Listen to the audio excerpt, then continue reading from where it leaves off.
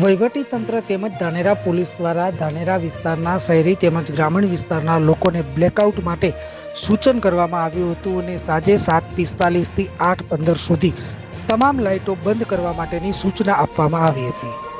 લોકોએ આ સૂચનાનું પાલન કર્યું હતું અને સરકારને સમર્થન પણ આપ્યું હતું.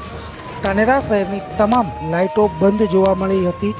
7:45 થી લઈ 8:15 સુધી તમામ લાઇટો બંધ હતી અને લોકોએ સમર્થન આપ્યું હતું. તો બીજી તરફ સરકારી વાહન જેવા કે ફાયર બ્રિગેડ, પોલીસના વાહનોએ પણ આ સમય દરમિયાન પૂરતા પ્રમાણમાં પેટ્રોલિંગ કર્યું હતું.